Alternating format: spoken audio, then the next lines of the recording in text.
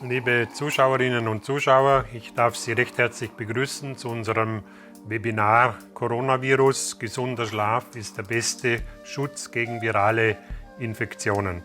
Es freut mich, dass Sie sich die Zeit nehmen, dieses wichtige Thema gemeinsam mit mir durchzugehen. Im Moment sind wir alle sozusagen in einer Starre. Ein neues kleines Virus beschäftigt uns seit einigen Wochen. Das ist ungefähr 125 Nanometer groß. Ein Nanometer ist ein Milliardstel Meter. Also muss man sagen, eigentlich ist es sehr klein. Und was uns in Atem hält, ist eben auch ein neues Virus, nämlich das Coronavirus, das schlussendlich zu einer auch neuen Krankheit führt, dem Covid-19, einer Lungenkrankheit, die eben für bestimmte Personen auch nicht ganz ungefährlich ist. Nun ist dies nichts Neues, wenn wir ein bisschen in die Medizingeschichte schauen. Schon vor über 2000 Jahren hat Hippokrates, der ja sozusagen auch der Begründer der modernen Medizin ist, sich mit Viren beschäftigt. Er ist eigentlich der Begründer auch des Begriffes Epidemie. Und wir sind jetzt noch in einem Stadium, wo wir von einer Epidemie reden und noch von keiner Pandemie. Das heißt, das Virus hat also noch nicht die ganze Welt erreicht.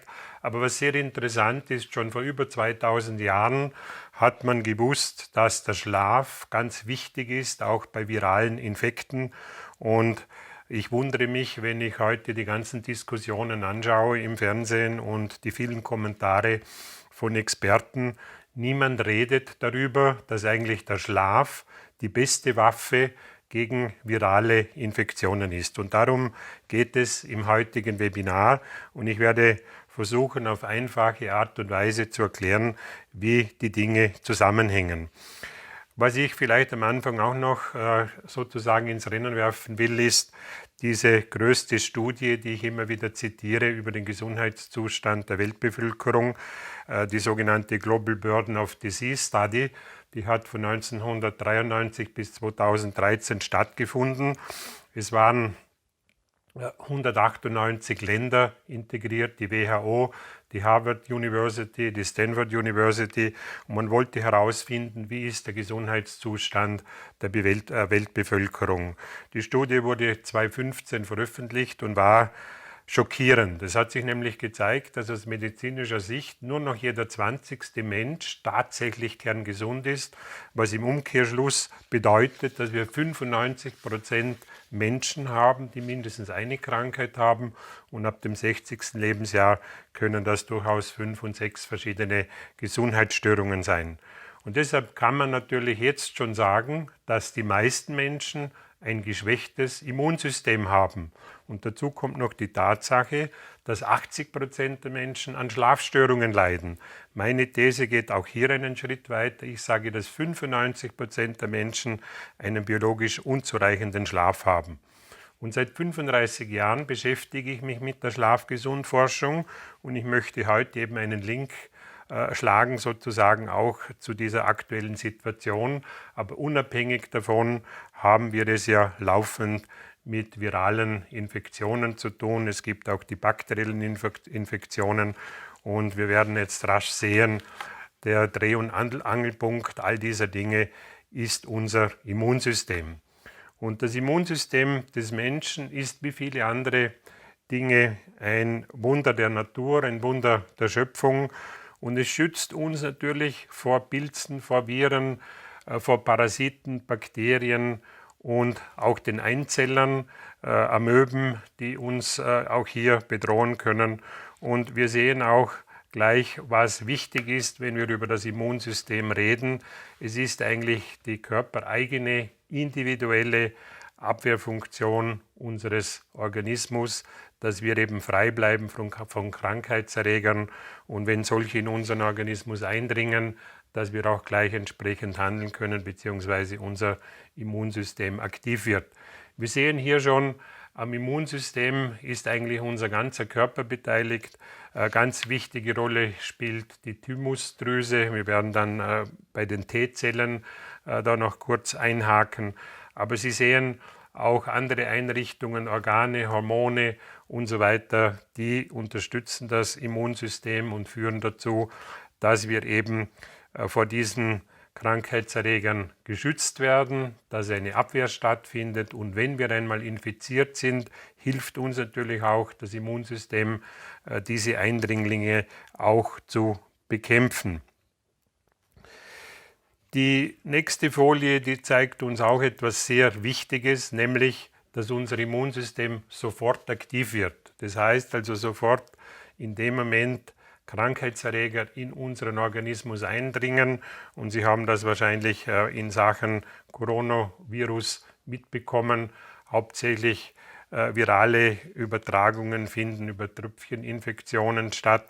Es gibt natürlich auch Übertragungen über Luft, das wir von bestimmten Influenza-Viren kennen. Aber wichtig ist zu sehen, sobald ein Krankheitserreger in unseren Organismus, speziell über die Schleimhäute, das heißt also Mund, Rachen, Nase, Augen, das sind immer die gefährdenden Teile.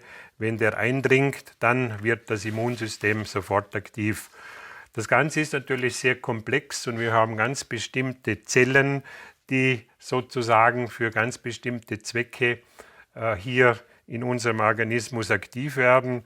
Sie sehen also hier als Erklärung die Granulozyten. Das sind also im angeborenen Immunsystem die ersten wichtigen Zellen, die sofort in Angriffsfunktion übergehen und die sehr oft auch eine sogenannte inflammatorische Reaktion auslösen, was nichts anderes heißt, als eben in unserem Körper eine Entzündung verursachen.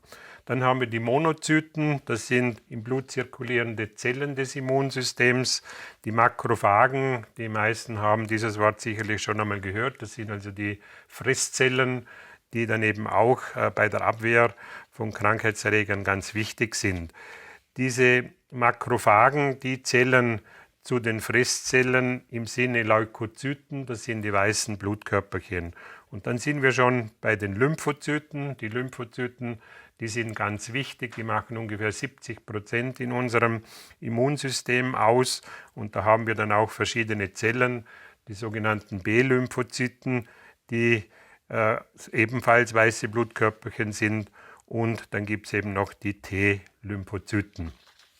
Wenn wir uns in der nächsten Folie anschauen, diese Mechanismen, die meisten von Ihnen wissen, wir haben also im Grunde genommen ein angeborenes Immunsystem. Das heißt also, das ist eigentlich mit der Evolution, mit der Schöpfung zu uns gekommen. Alle Säugetiere und somit auch der Mensch haben ein angeborenes Immunsystem und die Besonderheit bei Säugetieren und dem Menschen ist eben auch, dass wir noch ein sogenanntes adaptives, ein lernendes Immunsystem haben und das ist ganz wichtig, weil wir ja auch in der Diskussion hören, dass beispielsweise Viren sich verändern können und das lernende System, das sorgt dafür über Gedächtniszellen, über Antikörper, dass es schlussendlich zu einer Immunisierung kommt. Und die angeborenen Abwehrkräfte, die reagieren sofort, das heißt also sobald unter Anführungszeichen ein Angriff erfolgt, sind diese zur Stelle und dabei sind vor allem die T-Zellen ganz wichtig. Diese T-Zellen, die leiten sich ab von Thymus und die Thymusdrüse, das wissen wir, die ist ganz wichtig eben auch für die Bekämpfung von Infektionen und ist auch ein ganz wichtiger Teil in unserem Abwehrsystem. Wir sehen hier auch noch das sogenannte Ampelsystem, was die Abwehrkräfte anbelangt. Logischerweise, ich habe das anfangs gesagt, haben viele Menschen von Anfang an schlechte Karten, weil sie eben ein geschwächtes Immunsystem haben, durch zu viel Stress, durch zu viel Umwelteinflüsse, durch Nebenwirkungen von Medikamenten, durch eine Strahlung elektromagnetischer Art, der wir immer ausgesetzt sind. Und es gibt natürlich auch die gute Nachricht, wir können unser Immunsystem stärken und eine ganz wichtige Rolle spielt natürlich dabei der Schlaf. Der Schlaf, das werden wir sehen, ist eigentlich tatsächlich der wichtigste Einzelfaktor, wenn es um die Stärkung unseres Immunsystems geht. Und deshalb möchte ich an der Stelle zusammenfassen, wie Sie es hier sehen. Der gesunde Schlaf ist der wichtigste Einzelfaktor für ein starkes Immunsystem und wissenschaftliche Studien zeigen, dass die körperlichen Abwehrkräfte in einem sehr engen Zusammenhang sind mit der Qualität und auch mit der Dauer unseres Schlafes. Und deshalb ist es natürlich mehr als sinnvoll, ein Augenmerk auf unseren Schlaf zu werfen, unsere Schlafqualität zu verbessern, unsere Regenerationsqualität zu verbessern und schlussendlich das Immunsystem sozusagen im Schlaf zu stärken. Und zu diesem Thema gibt es eine Reihe von Studien, die in den letzten 2 Jahrzehnten gemacht wurden. Wir sehen also hier eine Studie, die uns ganz klar den Zusammenhang aufzeigt zwischen viralen Infekten und der Schlafdauer. Wir haben ungefähr 200 verschiedene Viren, sogenannte Erkältungsviren, die auf den Menschen übertragen werden können. Und Sie sehen also hier, wenn Sie 7 Stunden schlafen, dann haben Sie ein moderates Risiko, das liegt dann ungefähr bei 17%, dass Sie sich eine Erkältung über einen Virus einfangen.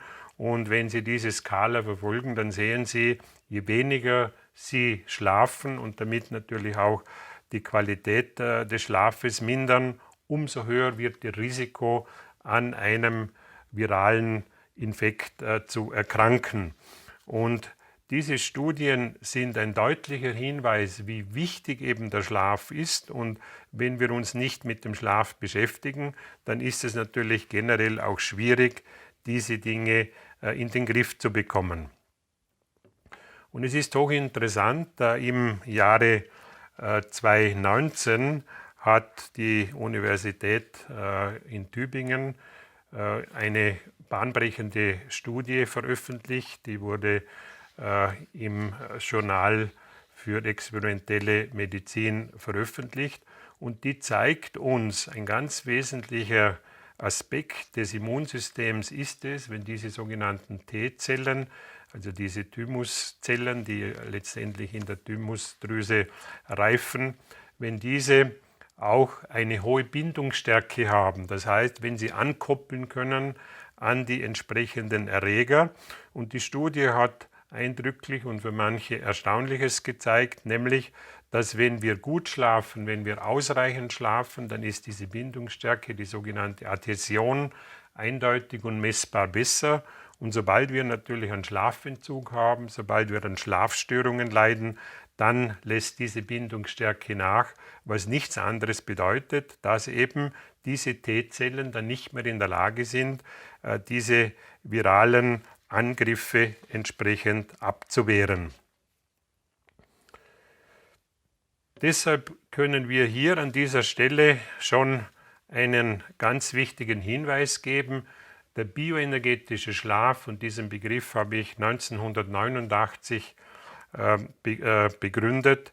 Bioenergetischer Schlaf heißt eben die bestmögliche biologische Regeneration durch Schlaf, und zwar körperlich, geistig, seelisch, emotional.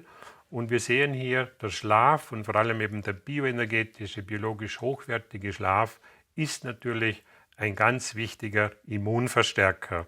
Und wenn Sie immer wieder mal Webinare und Videos anschauen oder wenn Sie auf unserem Online-Magazin einfach gesundschlafen.com sind, dann finden Sie auch viele, viele Hinweise, die uns zeigen, der Schlafraum ist der wichtigste biologische Platz. Der Schlafplatz ist natürlich auch ganz relevant im Zusammenspiel mit unserem Bettsystem.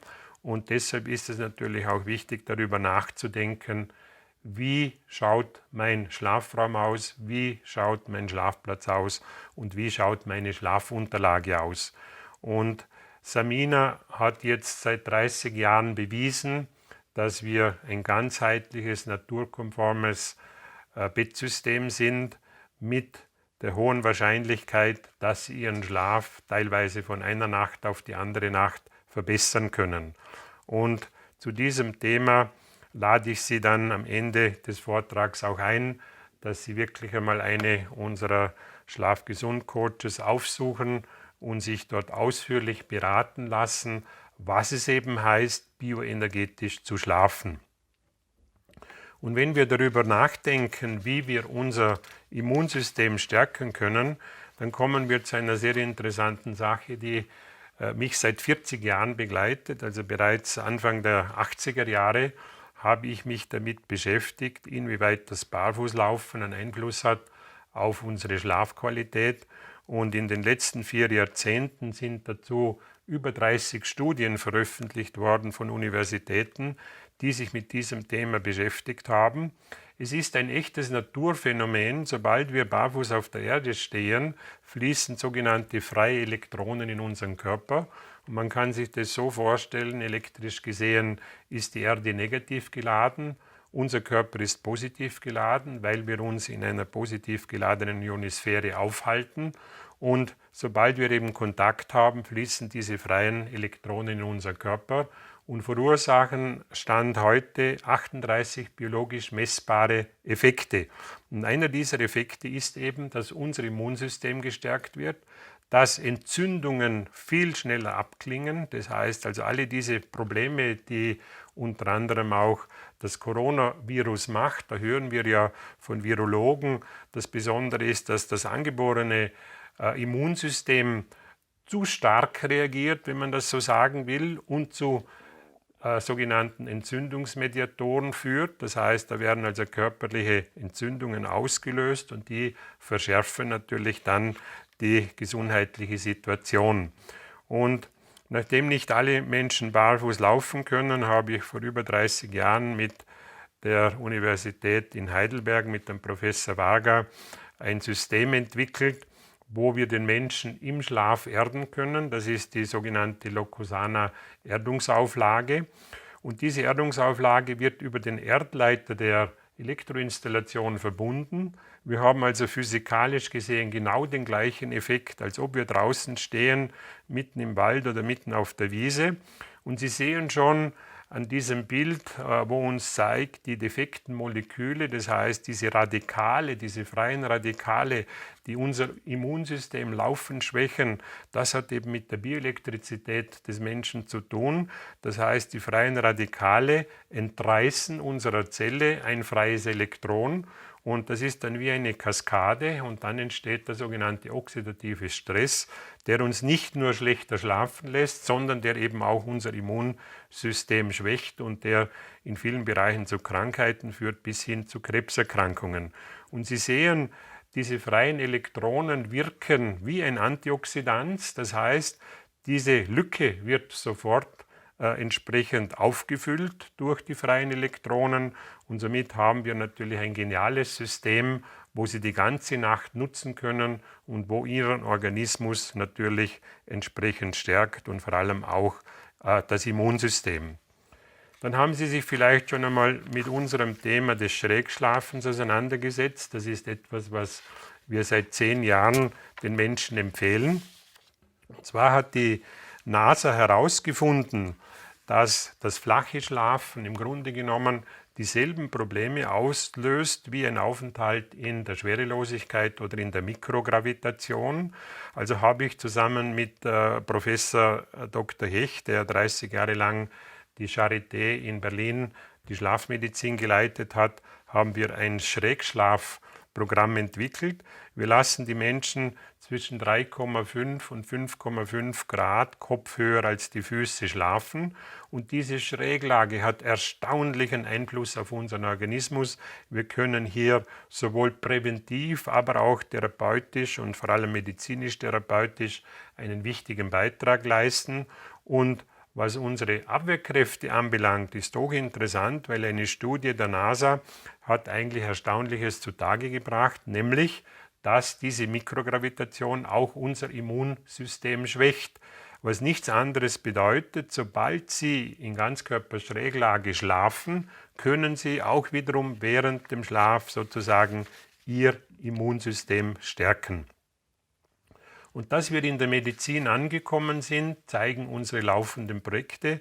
Das heißt also, wir haben diese Klinik hier in Liechtenstein, das war ein Neubau, die wurde 2019 eröffnet. Die haben wir komplett mit der Samina-Philosophie sozusagen ausgestattet und dort wird der Schlaf als zentrale Behandlungssäule eingesetzt. Dasselbe ist mit dieser FX-Meyer-Klinik, die in Konstanz am Bodensee entsteht. Auch hier wird das Samina Schlafgesund-Konzept ein ganz wichtiger integrativer Bestandteil sein der Meyer-Medizin. Da geht es dann vor allem um den Darm des Menschen. Und wenn wir schon beim Darm sind, der Darm ist natürlich sozusagen die wichtigste Quelle des Immunsystems, weil ungefähr 70% dieser für das Immunsystem wichtigen Zellen, die befinden sich in unserem Darm. Und deshalb ist es natürlich auch wichtig, sich damit zu beschäftigen. Und im Zuge dessen kann ich Ihnen anbieten, dass Sie eben Ihren Schlaf und Ihre Abwehrkräfte und damit natürlich die ganze Gesundheit mit unserem 30-jährigen Know-how von Samina optimieren. Wichtig ist in diesem Zusammenhang, und das können Sie eigentlich sofort beginnen, dass Sie für schlaffreundliche Tage sorgen. Der gesunde Schlaf braucht Sonne, der braucht Licht, der braucht eine entsprechende schlaffördernde Ernährung, der braucht eine schwerkraftorientierte Bewegung. Genug Wasser trinken, das ist ganz wichtig. Wassermangel ist sehr oft ein Grund, dass die Menschen schlecht schlafen und dass natürlich auch die Schleimhäute austrocknen. Und Sie wissen, ausgetrocknete Schleimhäute, die lieben Viren, weil sie dann viel die bessere Möglichkeit haben, in unseren Körper einzudringen. Dann als wichtiges weiteres Thema können Sie Ergänzungen vornehmen.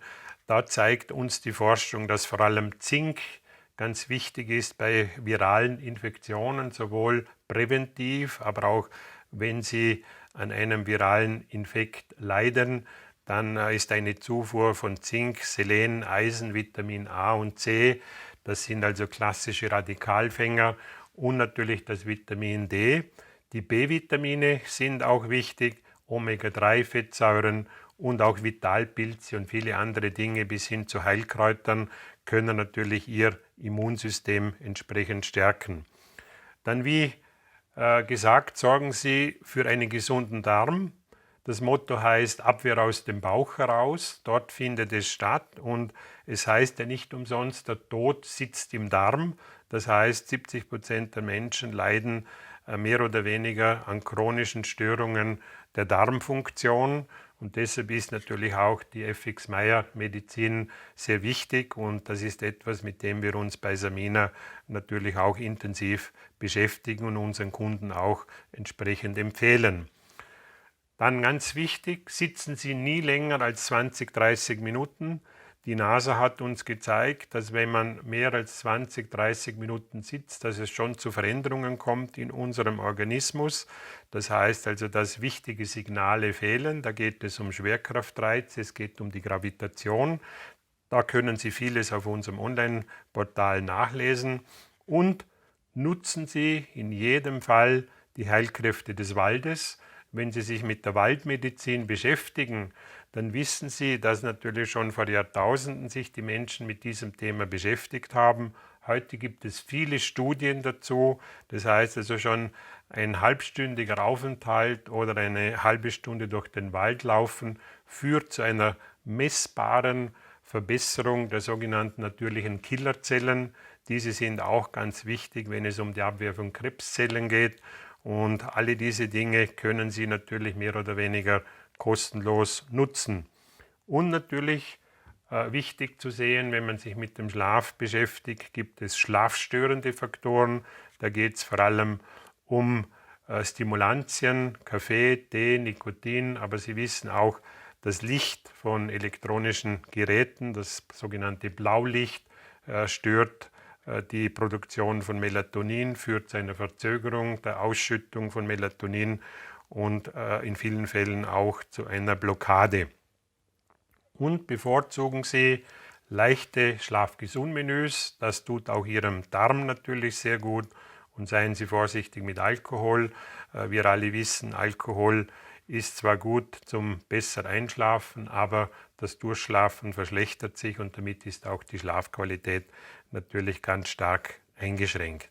Ich darf Sie an dieser Stelle herzlich einladen, dass Sie das wirklich ausnützen für sich, für Ihre eigene Gesundheit und kommen Sie zu einer kostenlosen Schlafgesund-Beratung bei unseren zertifizierten Samina Schlafgesund-Coaches.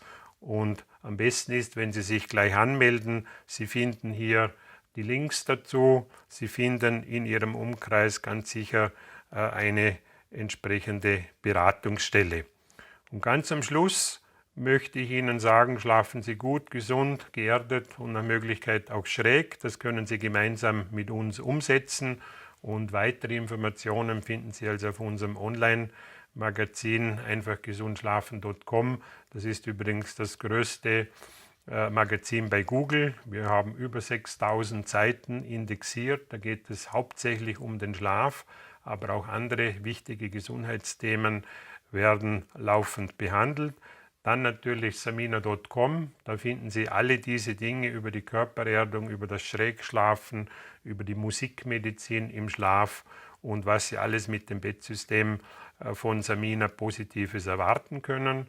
Und falls Sie selber Lust haben, sich mit dem Thema Schlaf intensiver auseinanderzusetzen oder das in Ihrem bestehenden Beruf zu integrieren, ich halte laufend Ausbildungsseminare ab zum Schlafgesund-Coach und da finden Sie unter schlafcoaching.com auch viele Informationen. Ich bedanke mich für Ihre Aufmerksamkeit und Zeit und wünsche Ihnen einen guten Schlaf und nehmen Sie das Ganze so rasch wie möglich in Angriff.